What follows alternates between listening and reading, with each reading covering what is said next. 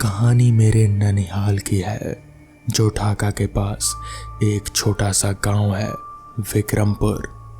हम लोग अक्सर गर्मियों की छुट्टियों में ननिहाल जाया करते थे। मेरे नाना के पड़पिता एक ज़माने में उस गांव और पास के 3 गांवों के ज़मींदार थे। बेहद बड़ी कोठी, चारों ओर बगीचे, थोड़ी दूरी पर एक सूखा कुआं और उसके पास एक खजूर का पेड़। वो पेड़ इसलिए याद है क्योंकि उसके खजूर रसीले और बेहद मीठे हुआ करते थे। हम कुल मिलाकर वो जगह अपने में एक अजीब सा सम्मोहन लिए हुए था। सैकड़ों साल पुराना होने की वजह से घर के बुजुर्ग दोपहर को उस कुएं के पास जाने से मना करते थे। उनके हिसाब से इन पुरानी जगहों पर अशरीरी आत्माओं का वास होता है और वो खासकर बच्चों को अपना शिकार बना करते हैं। पर बड़े बोले और हम सुने, ऐसा सीधे तो हम नहीं थे। हम यानी मैं और मेरे ननिहाल में काम करने वाले लोगों के बच्चे, जो मेरे पहुंचते ही आ जाते हैं और फिर हम सारे दिन खेलते रहते हैं। कभी आम के बाग में कच्चे आम खाते हैं तो कभी अमरूद के बाग में अधपके अमरूद ढूंढते हैं। पर सबसे मज़ेदार तो खजूर के पेड़ से मीठे खजूर तोड़कर खाने में ही लगता था। अक्सर माली बाबा हमारे ऊपर नज़र रखा करते थे और हमें उस सूखे हुए कुएं के पास जाने नहीं देते हैं। एक बार जब हम आम के बगीचे में आम खाने पहुँचे तो माली बाबा अपने कुर्सी पर बैठे थे। हमें देखते ही बोले, अमित भैया, मैं आपकी ही बात सोच रहा था। कल पके आम तोड़े थे, मैंने आपके लिए रखे थे।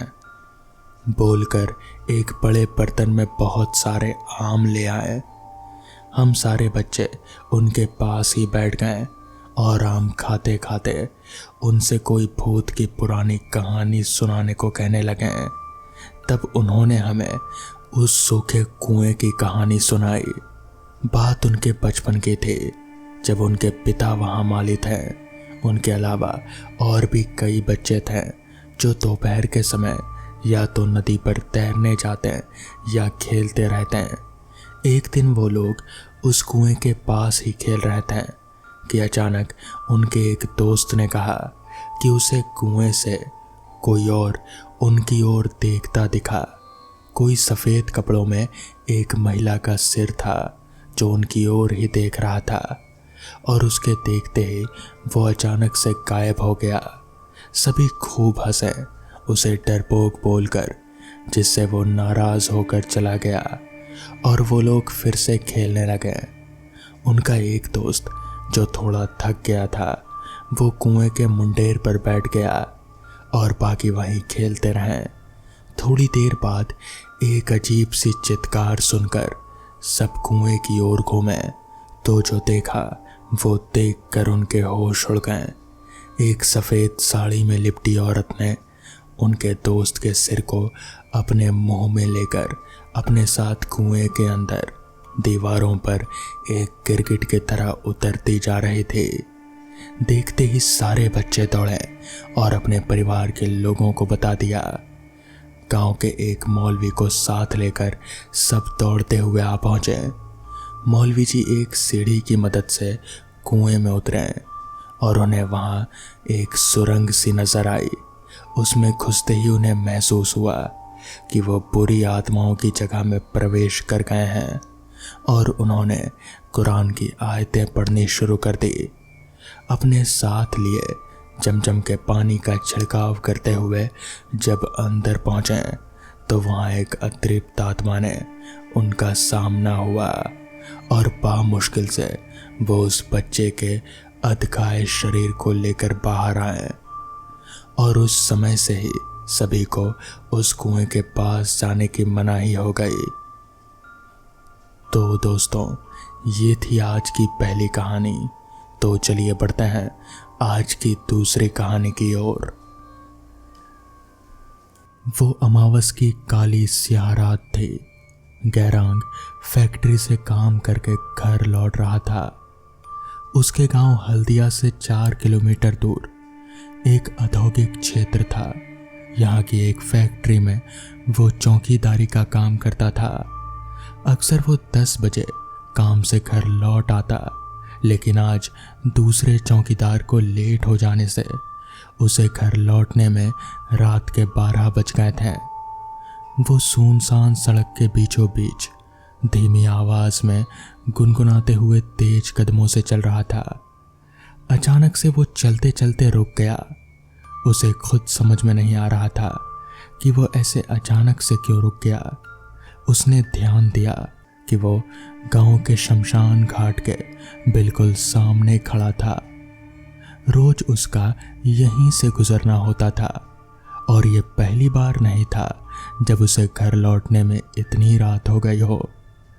उसके बाद की ड्यूटी करने वाला चौकीदार बहुत ही निकम्मे किस्म का था। बहुत बार ड्यूटी देर से आता था।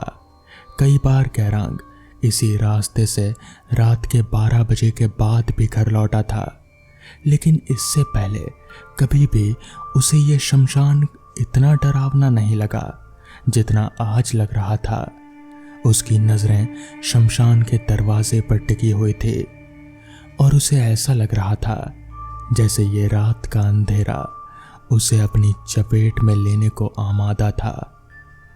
उसका पूरा शरीर पसीने से भीग चुका था।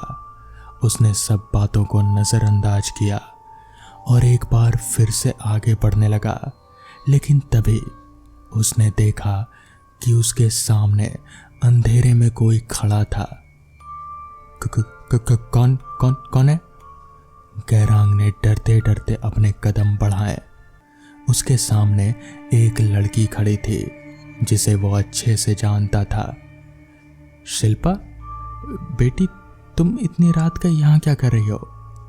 वो लड़की गैरांग के गांव के सरपंच किशोर सिंह की बेटी थी, जिसकी 2 दिन बाद शादी होने वाली थी। गैरांग को ये बात खटक रहे थे कि वो इतनी रात गए अकेले गांव से बाहर क्या कर रहे थे। किसी से मिलने आई थी? जब शिल्पा ने कुछ देर जवाब नहीं दिया तो गैरांग ने अपने मन में उपजे शक के हिसाब से सवाल पूछा, लेकिन इस बार भी उसे कोई जवाब नहीं मिला। शिल्पा गुमसुम सी उसके सामने खड़ी थी। गैरांग को अपना शक सही लग रहा था, लेकिन अभी वो शिल्पा से सवाल जवाब कर उसे डराना नहीं चाहता था। उसने तय किया कि वो इस बारे में सीधे सरपंच से बात करेगा। चलो, मैं तुम्हें घर छोड़ देता हूँ। गैरांग के कहने पर शिल्पा उसके साथ चल पड़ी। वो उसके पीछे पीछे चल रहे थे। थोड़ी देर बाद दोनों सरपंच साहब के घर के सामने पहुंच गए। गैरांग ये देखकर हैरान था कि सरपंच जी का घर भी पूरी तरह से अंधेरे में डूबा हुआ था। अंदर से उसे किसी के रोने की आवाज आ रहे थे, जिसने उसे और भी असमंजस में डाल दिया। इस बारे में पता करने के लिए वो शिल्पा से सवाल करने के लिए पीछे मुड़ा। शिल्पा बेटी, ये... लेकिन शिल्पा वहां पर थी ही नहीं। गैरांग इधर उधर देखने लगा, पर उसे शिल्पा दिखी ही नहीं। लगता है जैसे घर से निकली थी वैसे ही घर में भी चली गई। ये आजकल के बच्चे, इससे पहले कि ये लड़की अपनी शादी से पहले कोई कांड कर बैठे, इसके माँ बाप को बताना होगा। कोई बात नहीं, कल बता दूंगा। आज बहुत रात हो गई, अब मैं घर चलता हूँ। इतना कहकर गैरांग अपने घर की ओर चल पड़ा। वहीं दूसरी ओर हल्दिया गांव के ही एक घर में दरवाज़ा खटखटाने की हल्की सी आवाज़ से एक महिला की नींद टूट गई। वो जल्दी से उठकर खड़ी होकर बाहर आई तो देखा कि कोई कंबल में लिपटा हुआ अंदर चला रहा था। उसने पास लगे बटन को दबाकर बल्ब जला दिया, जिससे उजाला पूरे आंगन में फैल गया। अचानक से हुई रोशनी से वो कंबल में लिपटा आदमी चौंक उठा और डर से इधर उधर देखने लगा। गगन, इतनी रात के कहाँ से आ रहे हो? भाभी वो क्या हुआ गगन, तुम इतने घबराए हुए क्यों हो? अपनी भाभी की बात सुनकर गगन के माथे पर छलक आए पसीने को साफ किया और खुद को सामान्य करने की कोशिश करते हुए जवाब दिया, कुछ नहीं भाभी, सोहन लाल के घर गया था, मेरी तबीयत कुछ ठीक नहीं है। इतना कहकर वो जल्दी से अपने कमरे में चला गया। उसकी भाभी देवकी गगन के व्यवहार से उलझन में पड़ गई। उसने बल्ब बंद किया ही था कि उसे ऐसा महसूस हुआ जैसे दरवाजे पर कोई खड़ा हो। उसने पलट कर देखा तो घर का मेन दरवाज़ा खुला हुआ था, जबकि उसे यकीन था कि जब वो गगन से बात कर रहे थे तब तो दरवाज़ा बंद था। उसने ध्यान से देखा तो पाया कि दरवाजे के बाहर कोई खड़ा है। उस स्याह अंधेरे में भी किसी की आकृति वो देख पा रहे थे। उसने फिर से बल्ब जलाया तो उसकी आंखें फटी की फटी रह गई। बिजली का बल्ब अपने आप ही जलने बुझने लगा। देवकी का पूरा शरीर डर से कांपने लगा और वह हनुमान चालीसा का उच्चारण करने लगी। कुछ ही पल बाद घर का मेन दरवाज़ा जोर की आवाज़ के साथ बंद हो गया। लाइट बल्ब भी जोर के धमाके के साथ फूट गए और एक बार फिर से पूरा घर अंधेरे के चपेट में चला गया। मगर इतनी आवाज़ों के बाद भी घर का कोई सदस्य नींद से नहीं जागा। देवकी को ये बात खटक रहे थे। वहीं दूसरी ओर गैरांग ने घर पहुंचकर नहा धोकर खाना खाया। उसने एक बात पर ध्यान दिया कि वो जब से आया था तब से उसकी पत्नी कुछ उदास सी थी। सोने जाते समय उसने इस बारे में अपनी पत्नी से पूछा, क्या बात है तीजा, तुम्हारा चेहरा आज उतरा हुआ क्यों है? जी वो मैं आपको बताने ही वाली थी, आज मैं तो क्या पूरा गांव ही शोक में डूबा हुआ है। पहलियां मत बुझा, साफ साफ बता क्या हुआ है। जो बात गैरांग की पत्नी ने बताई उसे सुनकर उसके बाद तो जैसे उसके पैरों तले की जमीन ही निकल गई। उसका पूरा खून ठंडा पड़ गया। उसे समझ नहीं आ रहा था कि अगर सरपंच की बेटी ने आज दोपहर ही फांसी लगाकर आत्महत्या कर ली तो फिर वो कौन थे जो शमशान घाट के पास मिले थे और जिसे वो सरपंच के घर तक छोड़ आया था। रोहन का खुशी खुशी बर्थडे मन रहा था। सभी लोग बहुत खुश थे कि रात के 12 बजे के बाद अमावस्या का दिन शुरू हो जाता है। इस बात की किसी को कोई खबर नहीं थी। अंधेरी रात और भोले भाले गांव वाले ये सोचकर खुश हो रहे थे कि इस बार अमावस्या की रात में कोई घटना नहीं घटेगी, जैसे कि पिछले कई अमावस्या से घटती आ रही थी, क्योंकि इस बार ओझा ने अपना काम कर दिया था। सब सो रहे थे। रोहन, उसके पापा और अंकेश सब छत पर सोने लगे। जब तीनों सोए तो सब ठीक था। अचानक रात में अंकेश को कुछ अजीब सी महक आई, जैसे कुछ सड़ रहा हो। उसकी बदबू उसको झंझोड़ रहे थे, लेकिन जैसे ही उसकी आंखें खुली उसकी सांसें वहीं अटक गई। वहां पर रोहन नहीं था। रोहन रोहन तभी उसके पापा भी उठ जाते हैं। वो सब इधर उधर खोजने लगते हैं, लेकिन रोहन कहीं पर भी नहीं था। अचानक गांव में हल्ला मच गया कि इस बार भी वो चुड़ैल ओझा के झाड़ फूंक करने के बावजूद भी बच्चे को उठा कर ले गई। रोहन रोहन बेटा, उसके पिता समझ गए थे कि वो चुड़ैल उसके बेटे को ले गई है। तभी उनकी आवाज़ सुन उसकी माँ भी उठ गई और बाहर आकर चिल्लाने लगी, रोहन रोहन बचाओ बचाओ मेरे बेटे को। नीचे सो रही अंकिता और रितिका भी बाहर आ गई। क्या हुआ? रितिका ने अंकेश से पूछा। रोहन नहीं मिल रहा है, अंकेश ने रितिका से कहा। रितिका अचानक बेहोश होते होते बची क्योंकि अंकिता ने उसे संभाल लिया। अचानक अंकिता के ऊपर खून का एक कतरा सा गिरा और जैसे ही वो ऊपर की ओर देखती है तो उसके ऊपर एक साथ कई लोथड़े और खून के छींटे पड़ते हैं। तभी एक आवाज सुनाई दी, बचाओ अंकेश। अंकेश ने ऊपर की तरफ देखा तो उसकी आंखें फटी की फटी रह गईं।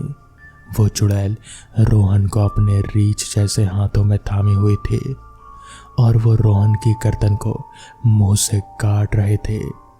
रोहन दर्द से बिलबिला रहा था क्योंकि वो उसकी गर्दन को छोड़ नहीं रहे थे। हवा में कोई उसका क्या ही बिगाड़ पाता। रोहन रोहन, अंकेश लगातार चिल्ला रहा था और फिर वो उसको लेकर जंगल की तरफ उड़ चली। रोहन का शरीर दम तोड़ चुका था। वो उसको उठाए उड़ी चली जा रहे थे। मैं फिर आऊंगी, ये कहते हुए ही वो उड़कर वहां से चली गई। सभी बस उसे जाते हुए देख रहे थे। अंकेश बस सोचता ही रह गया और वो अपना काम करके जा चुकी थी। रितिका का तो रो रो कर बुरा हाल था और अंकिता कभी रोहन की माँ को समझाती तो कभी रितिका को। गांव वाले सब जानते थे कि उसका कोई कुछ नहीं बिगाड़ सकता। वो हर बार बच्चों को लेकर हवा में उड़ जाते थे। सब उसके पिता को ढाढ़स बंधाने लगे। किसी तरह रात कटी। सुबह जब रोहन को ढूंढने निकले तो रोहन की लाश वही गांव के बाहर खुर्द-बुर्द हालत में मिली। उसको पहचानना भी मुश्किल था। आज अंकेश का जन्मदिन था और अमावस का दिन भी शुरू हो चला था, लेकिन अंकेश ने कोई जन्मदिन नहीं मनाया क्योंकि आज उसका दोस्त रोहन इस दुनिया को अलविदा कह चुका था। अंकेश के दिल में उस चुड़ैल के लिए बहुत गुस्सा था। उसे पता था कि आज भी अंधेरा होगा और वो चुड़ैल जरूर आएगी उसको ले जाने के लिए। रात का सन्नाटा हुआ। आज अंकेश नीचे कमरे में लेटा उसका इंतजार कर रहा था कि वो कब आए। सब अपने अपने कमरे में थे क्योंकि आज की रात फिर खतरनाक होने वाली थी। अंकेश की आंखों में नींद नहीं बल्कि बेचैनी थी। गांव में आज के दिन कोई भी बाहर नहीं निकलता था। अचानक उसे खिड़की के पास एक साया उतरता हुआ नजर आया। वो चुपचाप लेटा रहा। अंकेश एक निडर लड़का था। उसने जानबूझकर दरवाजे की कुंडी ही नहीं लगाई। उसे यकीन था कि आज की रात वो जरूर आएगी। अंकिता और रितिका दूसरे कमरे में थी, अपने माँ के पास। शेर का शिकार करना हो तो पहले बकरी को ही बांधा जाता है। वही अंकेश ने किया। अंकेश को यकीन था कि वो उसे बिस्तर से उठाने के लिए और फिर ले जाने के लिए ज़रूर कोशिश करेगी। अचानक दरवाज़ा खुला। बगैर कोई आवाज़ के वो इंतज़ार में था कि कब उसे वो चुड़ैल हाथ लगाए। तभी अचानक से उस चुड़ैल ने उसे पकड़ा और एकदम से अंकेश ने अपना चादर हटाया। उसके हाथों में भभूत थे। उसने तुरंत ही वो भभूत उस चुड़ैल के ऊपर फेंक दिया। भभूत पड़ते ही वो चुड़ैल जैसे छटपटाने से लगी। उसे जैसे कुछ भी दिख ही नहीं रहा था। उस चुड़ैल को कुछ समझ नहीं आ रहा था। तभी अंकेश ने वहीं पास ही में पड़ा केरोसिन का बोतल उठाया और उस चुड़ैल के ऊपर डाल दिया और फिर माचिस मारकर घर को बंद कर दिया। उस कमरे को बंद करते ही वो चुड़ैल जैसे छटपटाने से लगी। उसे कुछ भी समझ नहीं आ रहा था। अंकेश बाहर था। फिर उस चुड़ैल की आवाज़ सुनकर सभी गांव वाले भी बाहर आ गए। सब उस चुड़ैल को चीखता हुआ सुन रहे थे। फिर धीरे धीरे उसकी चीखें भी बंद हो गई और सब कुछ जैसे शांत हो गया। कुछ देर बाद लोगों ने घर का दरवाज़ा खोला तो वहाँ पर सिर्फ राख पड़ी मिली और कुछ भी नहीं था। उस दिन के बाद से किसी भी अमावस की रात को किसी का भी कोई बच्चा गायब नहीं हुआ और तब से लेकर आज तक वो गांव सही सलामत है। तो दोस्तों, ये थी आज की कहानियाँ। अगर आपको ये कहानियाँ पसंद आई हो तो वीडियो को लाइक और चैनल को सब्सक्राइब करना ना भूलें। तो मैं आपका दोस्त आर्यन जल्द ही मिलूँगा आपसे ऐसी ही नई कहानियों के साथ। तब तक के लिए अपना ख्याल रखें।